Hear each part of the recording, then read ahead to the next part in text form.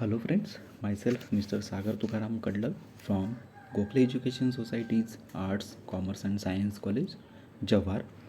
Today in this video we are going to study about the excretory and osmoregulatory structure of various animals. Okay, this is the topic from SYBSC Zoology paper 2nd semester 3. So पहले हम यहाँ पे देखेंगे कि excretion and osmoregulation क्या होता है. First of all, what is mean by excretion? It is an essential process in which elimination of nitrogenous waste product from metabolism or of metabolism is eliminated. Okay, so एक essential process है कि जहाँ पे nitrogenous waste product है वो eliminate किया जाता है या फिर एक्सक्रीट आउट किया जाता है. लास्ट लेक्चर में हमने देखा था कि अमोनिया है, यूरिक एसिड है, यूरिया है कि जो टॉक्सिक इफेक्ट सेल में प्रोड्यूस करते हैं उनका इलिमिनेशन किया जाता है. ये हमने topic principal nitrogenous waste product के डिपेंडिंग एनिमल का कैटेगराइजेशन देखा था, वहाँ पे हमने ये स्टडी किया था. Okay, so this is the elimination process called as the excretion. Okay, the main product of metabolism are carbon dioxide and water from the carbohydrate. So carbohydrate का अगर मेटाबॉलिज्म किया जाए बॉडी में तो या फिर सेल में तो उसका वेस्ट प्रोडक्ट है carbon dioxide and water. Okay, then the salt, inorganic molecules and water are waste और non waste depending on the quantity. ये जो मटेरियल है water and inorganic molecules like potassium, sodium etcetera. So ये depend करता है कि उनकी quantity कितनी. अगर वो ज़्यादा क्वांटिटी में होंगे तो वो टॉक्सिक इफेक्ट या फिर वहाँ पे कुछ प्रोसेस है उनको बैरिंग वहाँ पे करेंगे या फिर उसको बैरिकेड कर सकते हैं. तो वो डिपेंडिंग उनके कॉन्सेंट्रेशन पे है कि उसको एज अ वेस्ट करके एक्सपिल आउट करना है, एक्सक्रीट आउट करना है या नहीं. Okay, so animals take a lot of water to eliminate the waste. जो भी एनिमल्स है, जैसे ही हमने देखा था लास्ट लेक्चर्स में कि अमोनिया है, यूरिया है, यूरिक एसिड है, वो डिपेंडिंग ऑन वाटर क्वांटिटी और अवेलेबिलिटी ऑफ वाटर क्वांटिटी वो तीन फॉर्म में nitrogenous waste material excrete out किया जाता है. वैसे ही ये एनिमल्स में जितना वाटर अवेलेबल होगा डिपेंडिंग ऑन दैट ये एक्सक्रीट आउट किया जाता है वेरियस फॉर्म में. Okay, now the excretion and the osmoregulation are interlinked process. ये जो excretion है और आगे का टॉपिक जो है osmoregulation वो interlinking process है. now first we get the meaning or the process of excretion. now what is mean by osmoregulation? It is the regulation of water and salt concentration within the cell and body fluids. So osmo regulations में क्या होता है कि ये regulation है या फिर जैसे हम उसको बोल सकते हैं maintenance of water and salt concentration inside the cell and body fluids. Okay, इसका कॉन्सेंट्रेशन है वो एक लिमिटेड अमाउंट में रखा जाना, ही प्रोसेस को बोला जाता है ऑस्मो रेगुलेशन. ओके, सो इसमें भी कैटेगराइजेशन है या फिर जैसे हम उसको बोल सकते हैं कि जो एनिमल्स है उनको डिफरेंट वहाँ पे टर्मिनोलॉजीज यूज़ किए जाते हैं कि जो वेरियस प्रोसेस के थ्रू ये osmoregulation process carry out करते हैं. First, the osmoregulators. The osmoregulators are the organisms maintain internal body fluid concentration compare to the external environment. मतलब ये ऐसे एनिमल्स हैं कि जो एक्सटर्नल एनवायरनमेंट चाहे वो बॉडी वाटर के अंदर हो या फिर ऑन लैंड हो, इन एरियल कंडीशन में हो. सो ये अलग अलग इन्वायरमेंट में भी उनके बॉडी के अंदर के जो भी साल्ट है, वाटर है या फिर इनऑर्गेनिक आयन्स है उनका कॉन्सेंट्रेशन वो मेंटेन करते हैं. उनको बोला जाता है osmoregulators. Okay, then second one type is osmoconformers. So these are the organisms having similar osmotic concentration with the surrounding environment. ये एक ऐसे ऑर्गेनिजम्स होते हैं कि जो सराउंडिंग एनवायरनमेंट जितने कॉन्सेंट्रेशन के लेवल का रहेगा उतने हिसाब से अपने बॉडी के अंदर में जो वाटर है, साल्ट है, उसका कॉन्सेंट्रेशन वो मेंटेन रखते हैं। ओके, सो ये ऐसे कौन से ऑर्गेनिजम्स है, मोस्टली जो भी मराइन ऑर्गेनिजम्स है वो सब ये ऑस्मोकन्फॉर्मर्स में आते हैं। Okay, next point is that the marine invertebrates are osmoconformers and isoosmotic to their surrounding. मतलब जो भी मरीन इन्वर्टिब्रेट्स है वो सब ऑस्मोकन्फॉर्मर्स है and iso-osmotic, iso means similar, osmotic means osmotic pressure, जो भी कॉन्सेंट्रेशन है मॉलिक्यूल्स का, इनऑर्गेनिक मॉलिक्यूल्स का, वो वहाँ पे मेंटेन करते हैं with respect to their surrounding environment. So ये एक वहाँ पे प्रोसेस है regarding the osmoconformation in an organism, or that organisms called as the osmoconformers. Okay, in that the ions and waste lost by the diffusion in isoosmotic surrounding. ये जो conditions है वहाँ पे जो भी आयन्स है और वेस्ट मटेरियल है वो डिफ्यूजन के प्रोसेस थ्रू एक्सपिल आउट किया जाता है या फिर एक्सक्रीट किया जाता है। Diffusion is a simple process. Okay, then the land animals has excretory system which absorbs large part of water and little is excreted. अगर हम जो भी लैंड लिविंग ऑर्गेनिजम्स हैं उनकी बात करें तो उनमें क्या होता है, जो भी वाटर है वो लिमिटेड अमाउंट में ड्रिंक किया जाता है या फिर उसको फूड के थ्रू बॉडी में लिया जाता है, डाइजेस्टिव सिस्टम में लिया जाता है। तो वो अपना जो भी वाटर लेवल है या फिर आयन कंटेंट्स है, इनऑर्गेनिक आयन्स है, वो सब एब्सॉर्ब कर लेते हैं लार्ज क्वांटिटी में एंड लिटिल बिट वहाँ पे एक्सक्रीट करते हैं because of for to maintain their internal osmotic conditions. Okay, या फिर internal ions concentration and water concentration. Okay, so this is the excretory system which helps to maintain the internal concentration of molecules in the land animals. Okay, now in aquatic animal which excretes excess water out of the body because of, जैसे ही वो water में रहते हैं कि उनके body में continuous water का जो फ्लो है वो रहता है। अगर वो अपना लोकेशन डिफरेंट एरियाज़ में मूव करते रहेंगे तो वहाँ पे जो भी आयन्स का कॉन्सेंट्रेशन रहेगा सराउंडिंग में वो वैरी करता है। So for to maintaining their body concentration with the surrounding और for matching with the surrounding they excrete out the excessive water inside their body और inside their body fluids. Okay, so now this osmoregulation is depending on habit and habitat of each animals shows difference in their excretory and osmoregulatory structure.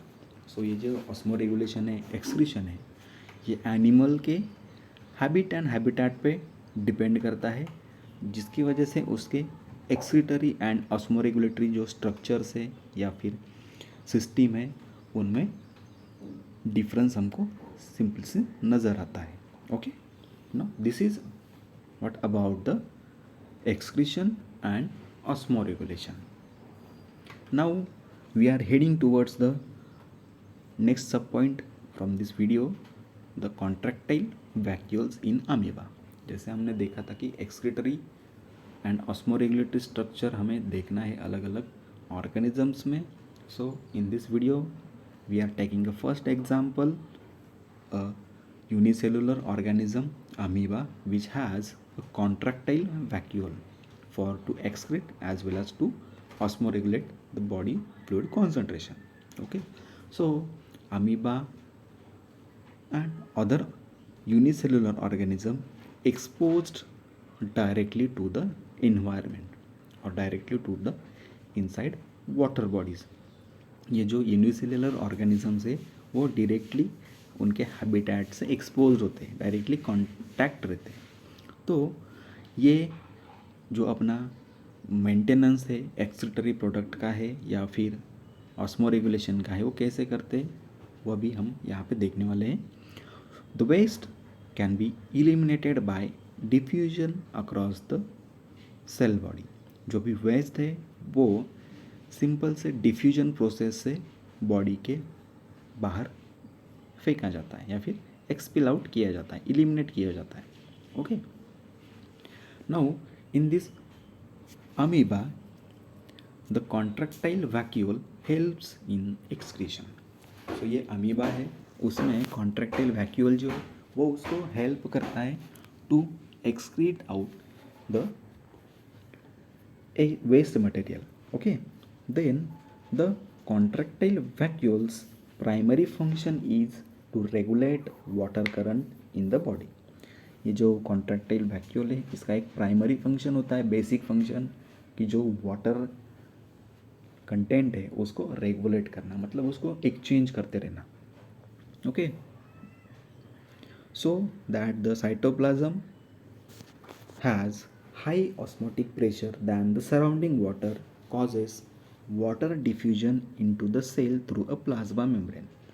ये जो contractile vacuole है वो क्या करता है, water जो भी रहेगा इनसाइड द सेल एक्सेसिवली वो उसको out of the cell body डालने का काम करता है, क्योंकि जो भी इंटरनल सेल का फ्लूइड है उसका ऑस्मोटिक प्रेशर या फिर उसका जो भी आयनिक कॉन्सेंट्रेशन है वो ज़्यादा है, और सेल मेम्ब्रेन जैसे ही आपको पता है कि वो परमेबल रहता है वाटर को या फिर certain kind of inorganic ions.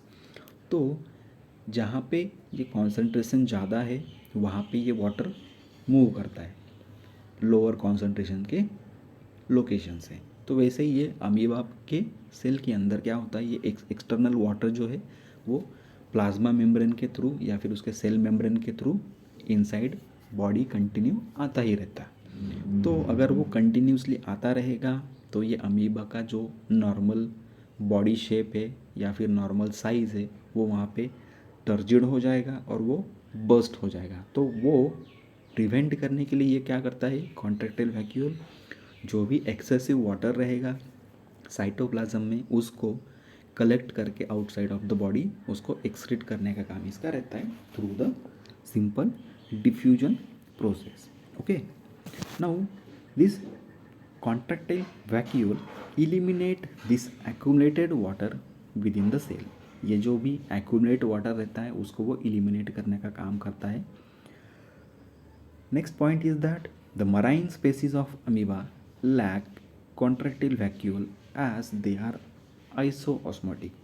जो भी मरीन अमीबा है या फिर inside the cell inside the sea found होते हैं, वो अमीबा अपने बॉडी में कॉन्ट्रैक्टाइल वैक्यूल्स वहाँ पे नहीं कंटेन करते, क्योंकि उनका जो भी इंटरनल सेल का कॉन्सेंट्रेशन है साइटोप्लाज्म का वो as compare to the salt water या फिर मरीन वाटर उसके सेम ही होता है, आइसोऑस्मोटिक होता है, जिसकी वजह से उसको ये जो एक्सेसिव वाटर बॉडी के अंदर आने का जो भी प्रोसेस है वो वहाँ पे प्रिवेंट होता रहता है या फिर उतना ज़्यादा नहीं रहता।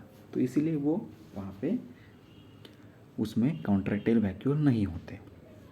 Okay, now the contractile vacuole is prominent, clear, spherical and bubble like a body. अगर हम ये कॉन्ट्रैक्टाइल वैक्यूल की बात करें तो ये एक प्रोमिनेंट या फिर सिंपल सा clear, spherical and bubble like structure होता है। Okay, it is surrounded by a unit membrane and many mitochondria. इसके अंदर माइटोकॉन्ड्रिया होते हैं और उसको एक यूनिट मेम्ब्रेन का कवरिंग रहता है, एक सिंगल लेयर वहाँ पे मेम्ब्रेन वहाँ ये कॉन्ट्रैक्टाइल वैक्यूल के ऊपर रहता है, कि जिसकी वजह से ये एक सेपरेट सेल बॉडी या फिर सेल पार्ट वहाँ पे रिकॉग्नाइज हो सके या फिर वर्क कर सके।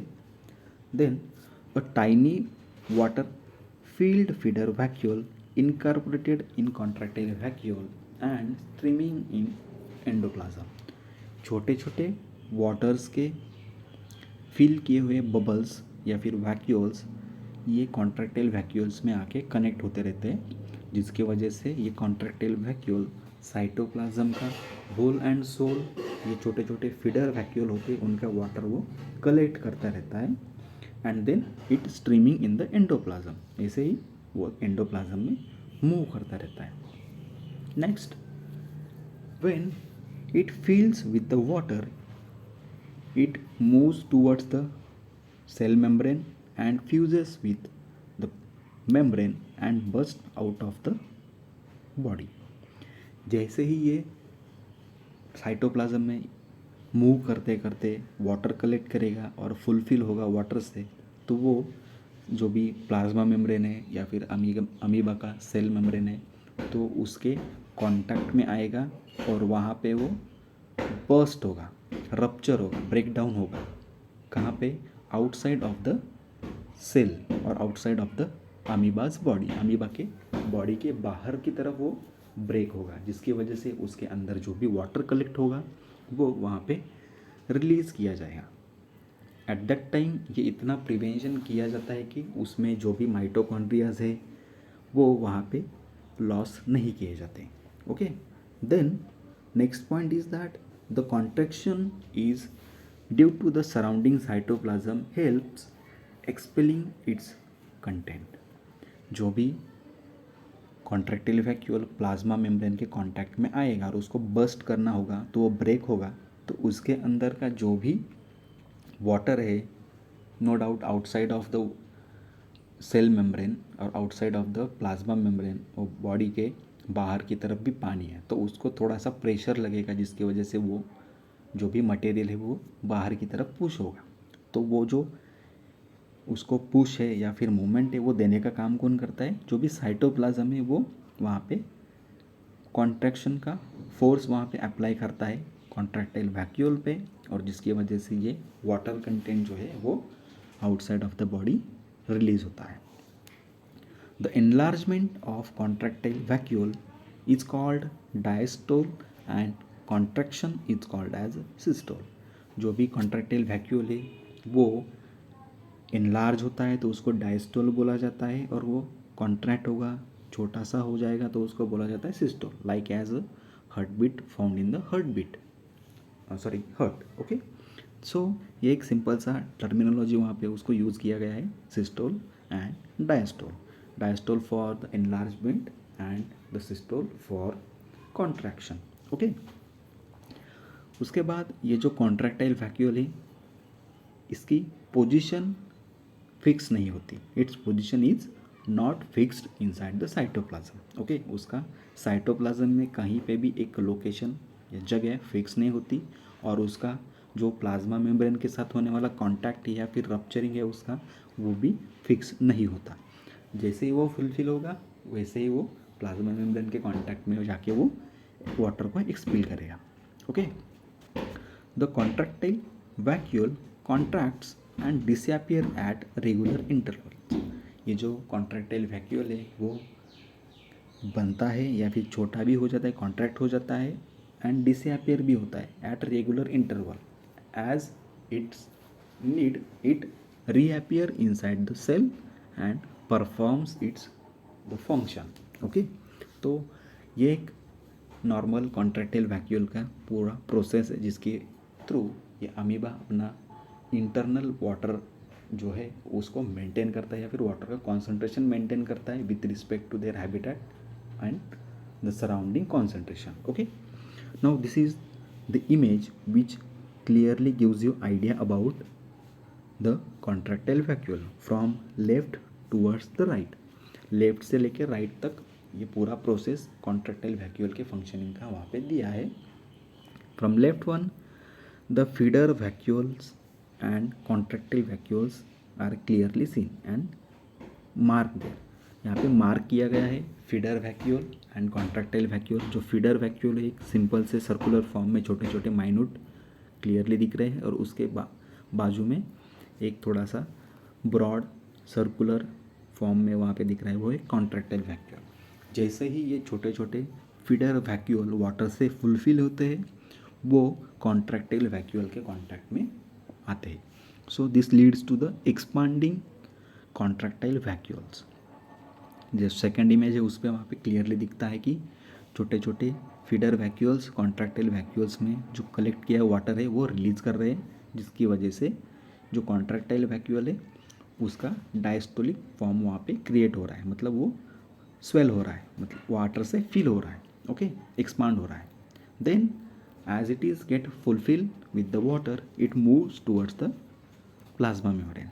जैसे ही वो फुल हुआ है वाटर से, वो थर्ड इमेज में आपको दिख रहा है कि वो full contractile vacuoles are get contact with the plasma membrane and in last वो बर्स्ट होता है at the outer side, bursting contractile vacuole outside of the plasma membrane. So this is the clearly normal process showing in this image of working and mechanism of contractile vacuoles in amoeba. So ये एक ऐसा छोटा सा process amoeba में किया जाता है जिसकी वजह से उसका एक्सक्रीटरी एंड ऑस्मोरेगुलेटरी जो प्रोसेस है वो परफॉर्म किया जाता है.